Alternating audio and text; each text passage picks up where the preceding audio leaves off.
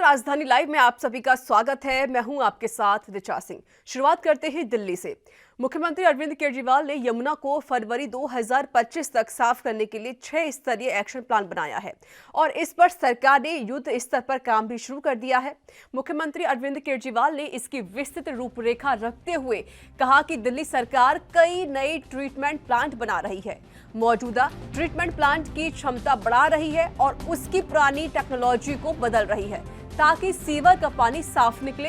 हम नई तकनीक का प्रयोग करके मुजफ्फरगढ़, बारापुरा, सप्लीमेंट्री और गाजीपुर ड्रेन का एक इन सीटू सफाई कर रहे हैं। मुख्यमंत्री अरविंद केजरीवाल ने गुरुवार की प्रेस कॉन्फ्रेंस कर यमुना नदी को साफ करने को लेकर तैयार किए गए खाके को दिल्ली वासियों के सामने रखा।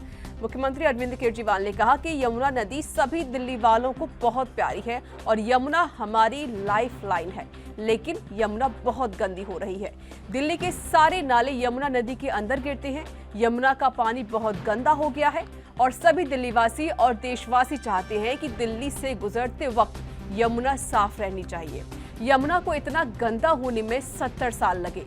यह 70 साल का खराब किया हुआ सारा काम है, वह 2 दिन में तो ठीक नहीं हो सकता। मैंने जब इस बार दिल्ली का चुनाव लड़ा था तब दिल्ली वालों से वादा किया था कि अगले चुनाव तक मैं यमुना को साफ कर दूंगा।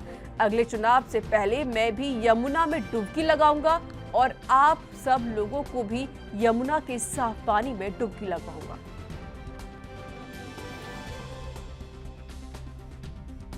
यमुना नदी सभी दिल्ली वालों को बहुत प्यारी है। यमुना हमारी लाइफलाइन है, लेकिन यमुना बहुत गंदी हो रही है।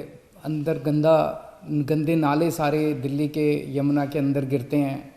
यमुना का पानी बहुत गंदा है। सभी दिल्लीवासी चाहते हैं, दिल्लीवासी क्यों, सभी देशवासी चाहते हैं कि दिल्ली से गुजरते वक्त यमुना साफ़ रहनी चाहिए, यमुना साफ़ होनी चाहिए।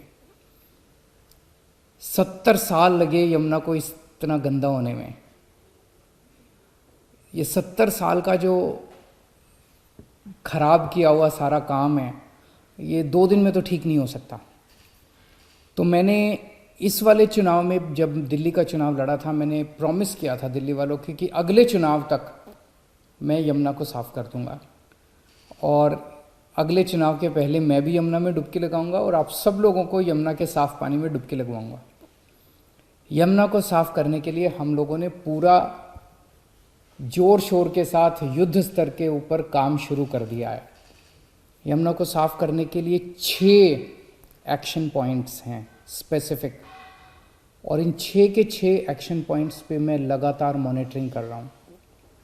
पहला एक्शन पॉइंट, हमारे दिल्ली का जो सीवर है, ये सीवर काफ़ी सीवर जो है वो अनट्रीटेड सीवर, बिना साफ़ किए हुए वो यमुना में गिरा दिया जाता है। इससे यमुना गंदी होती है।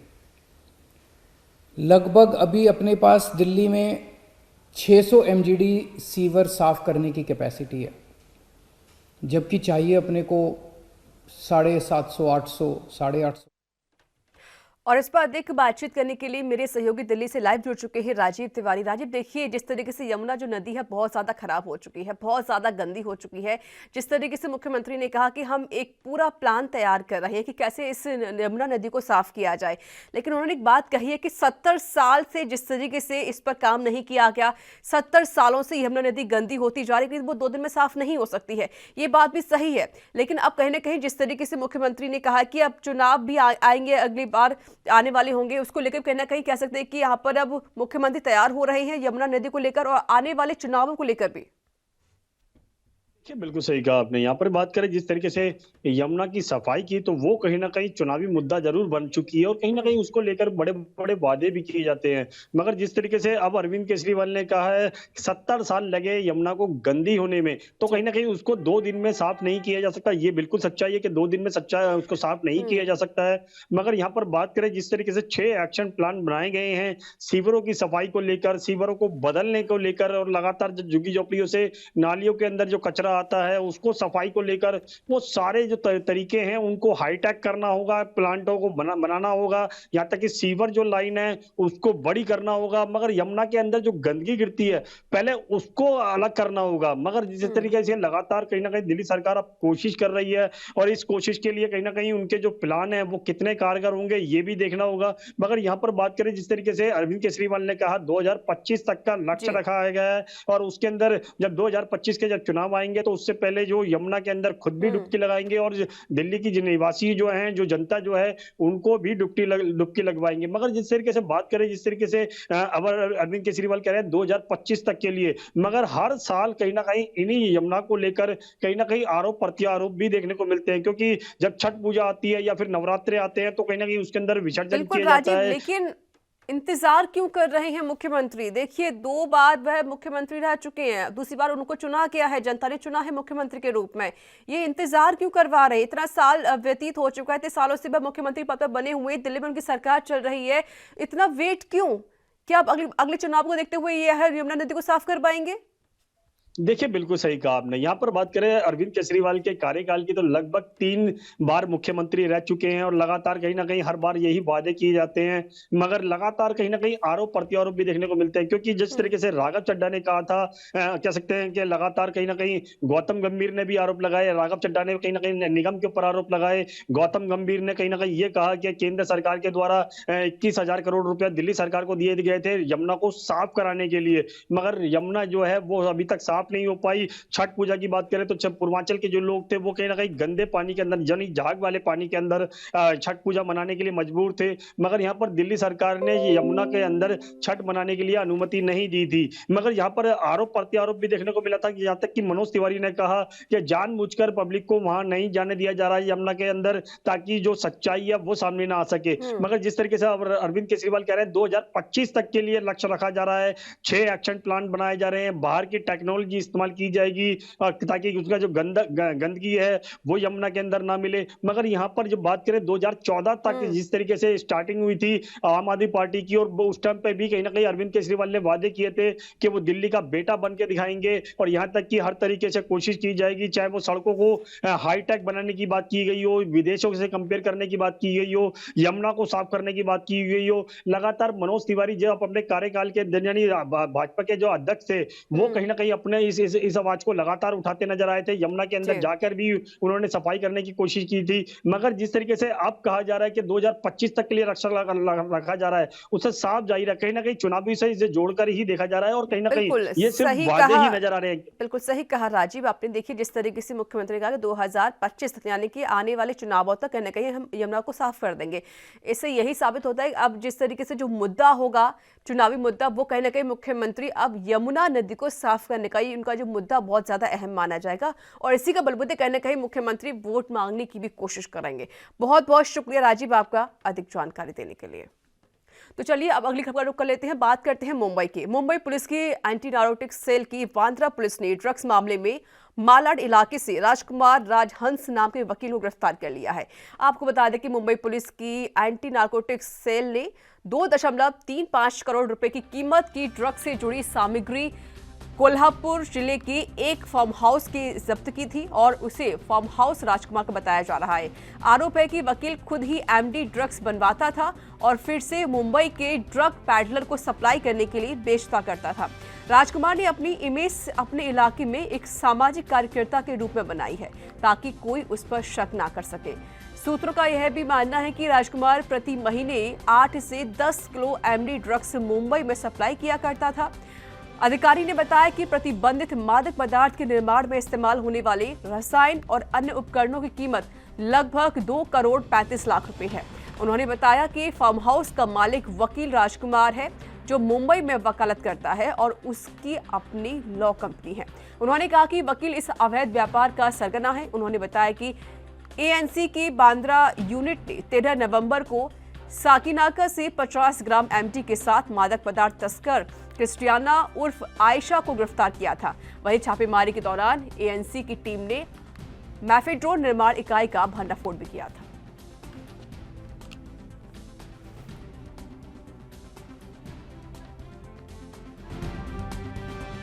एंटी नार्कोटिक सेल की बांद्रा यूनिट ने एक लेडी पेडलर को 50 ग्राम्स मेपेड्रॉन के साथ अरेस्ट किया था। उसके इंट्रोगेशन में ये रिवील हुआ था कि ये जो मेपेड्रॉन है वो कोल्हापुर डिस्ट्रिक्ट के चंदगढ़ तहसील में दोलगरवाड़ी करके गांव है, वहाँ पे एक फार्म हाउस पे मैन्युफैक्चर किया जाता है।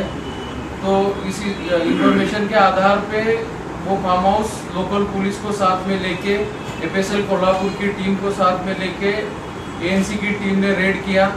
वहाँ पे एएनसी की टीम को मेफेड्रॉन मैन्युफैक्चर करने के लिए यूज़ किए जाने वाले केमिकल्स 39 लीटर केमिकल्स मिले।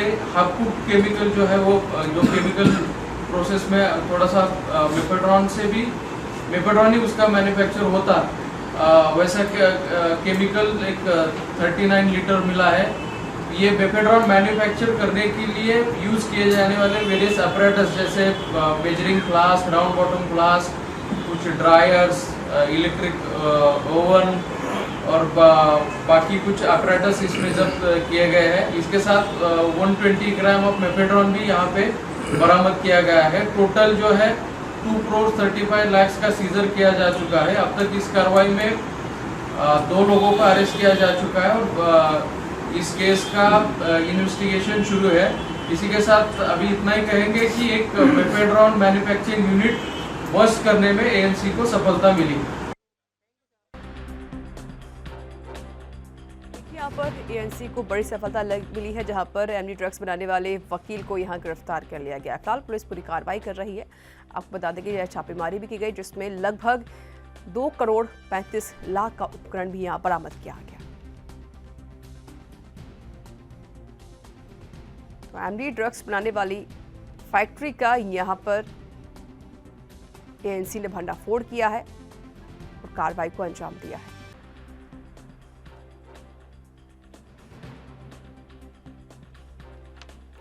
आपको बता दें, ड्रग्स का जो मामला है वो लगातार देखिए बढ़ता जा रहा है। एक तरीके से हम कह सकते हैं कि जो मुंबई है वो ड्रग्स का अड्डा बन चुका है। नाम पर नाम सामने आ रहे हैं, ना जाने कितने लोग इसमें फंसते हुए भी नजर आ रहे हैं। और अब यहाँ पर फिर से एक और खुलासा हो गया है, जहाँ पर एएनसी ने छापेमारी करते हुए एमडी ड्रग्स बनाने वाली कंपनी का भंडाफोड़ कर दिया है।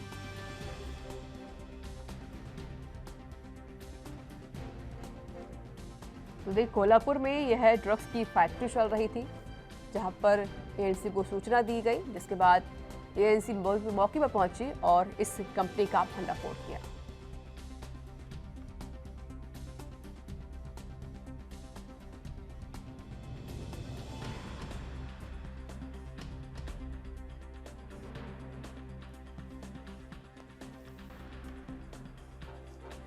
तो आपको बता दें कि जो वकील है राजकुमार, आपको बता दें कि वह 8 से 10 किलो एमडी ड्रग्स मुंबई में सप्लाई किया करता था। इसके ऊपर कई ऐसे आरोप भी लगे हैं।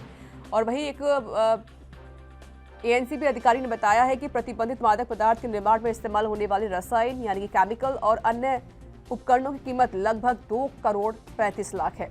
उन्होंने बताया कि फार्म हाउस का मालिक वकील राजकुमार खुद ही है, जो मुंबई में वकालत करता है और उसकी अपनी लॉ कंपनी भी है। उन्होंने कहा कि वकील इस अवैध व्यापार का सरगना है, यानी जो अवैध व्यापार था इसको यह वकील ही चलाया करता था। उन्होंने बताया कि एएनसी की बांद्रा यूनिट ने 13 नवंबर को साकीनाका से 50 ग्राम एमडी के साथ मादक पदार्थ तस्कर क्रिस्टियाना उर्फ आयशा को भी गिरफ्तार किया था। और वही छापेमारी के दौरान एएनसी की टीम ने मैफेड्रोन निर्माण इकाई का भी भंडाफोड़ किया था।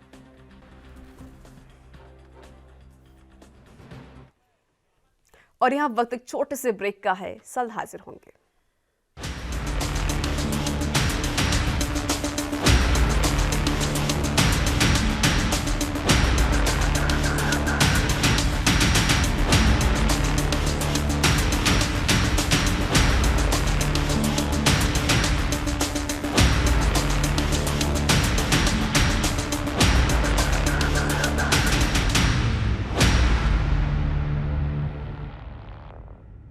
तो देखिए, ड्रग्स का जो मामला है लगातार बढ़ता जा रहा है। एक तरीके से मुंबई जो ड्रग्स का अड्डा बन चुका है। मेरे सहयोगी मेरे साथ जुड़ चुके हैं मुंबई से लाइव सत्य प्रकाश सोनी। सत्य प्रकाश, देखिए जिस तरीके से जो ड्रग्स के केस है वो यहाँ पर सामने आ रहे हैं, हम ये कह सकते हैं कि मुंबई एक तरीके से ड्रग्स का अड्डा बन चुका है। इतने सारे केस आते हैं और अब यहाँ पर एक वकील को गिरफ्तार किया गया है ड्रग्स के मामले में।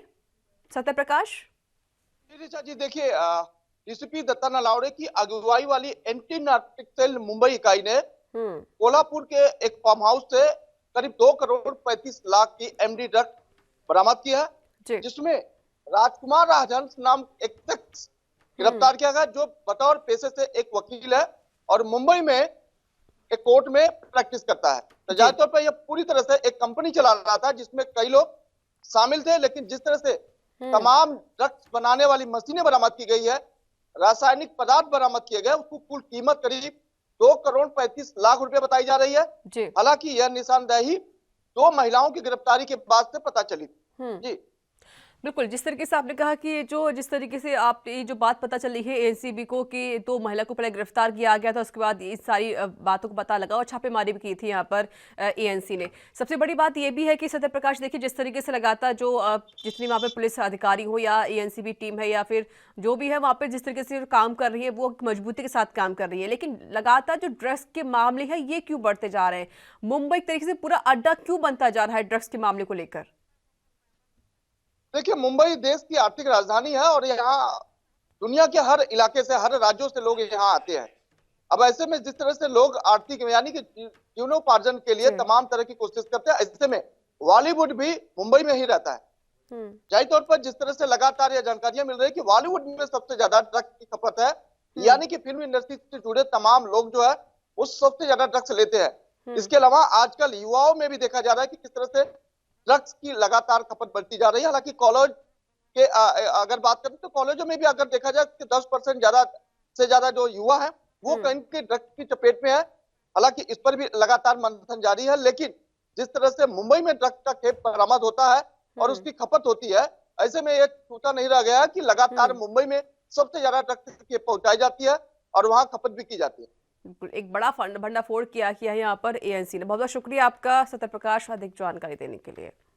तो चलिए बात कर लेते हैं मध्य प्रदेश की। मुख्यमंत्री शिवराज सिंह चौहान गुरुवार को अपने संदेश में मध्य प्रदेश में बढ़ते वैक्सीनेशन के लिए डॉक्टर्स और पैरामेडिकल स्टाफ को बधाई दी। इस दौरान सीएम शिवराज ने बताया कि कोरोना की स्थिति सामान्य होने पर राज्य में पाबंदियां हटा दी गई हैं। राज्य में अब कोविड संक्रमण भी नियंत्रण में है। वहीं मुख्यमंत्री शिवराज सिंह चौहान ने चेताया है कि यदि कोई नियमों का पालन नहीं करेगा तो असावधानी बरतेगा तो इस पर फिर से प्रतिबंध हम लगाने पड़ सकते हैं। मुख्यमंत्री ने संदेश में कहा कि कोरोना वैक्सीन का दूसरा डोज अनिवार्य रूप से लगवाएं। इसके लिए अभियान भी चलाया जा रहा है। आपको बता दें कि सरकार ने कोविड को रोकने के लिए लगाए गए सभी प्रतिबंध हटा दिए हैं।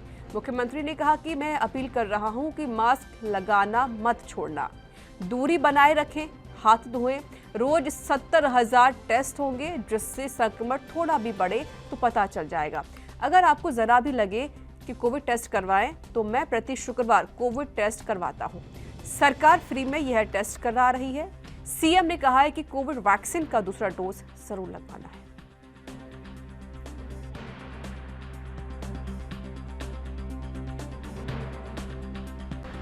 टीकाकरण अभियान में मध्य प्रदेश ने एक बार फिर से रिकॉर्ड बनाया है। 17 लाख के आसपास महाअभियान के अंतर्गत कल डोजेज लगाए गए हैं और अब हमारा सेकेंड डोज भी पात्र जनसंख्या में 50% जनसंख्या को लग चुका है। मतलब हमारे 50% भाई और बहन पूरी तरह से वैक्सीनेट हो गए हैं और उनको सुरक्षा चक्र प्रदान कर दिया गया है। पहला डोज लगभग 92% भाई बहनों को लगा है।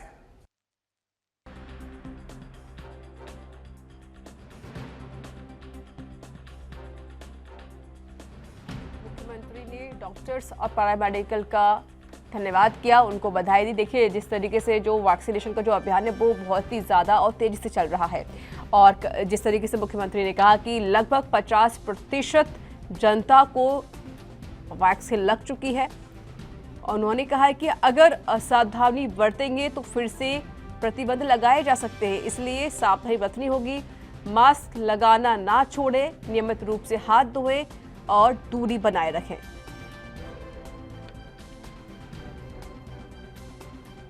तो देखिए, भले पाबंदियां हट गई हैं, लेकिन अभी भी यहां पर जनता को सावधानी बरतनी पड़ेगी।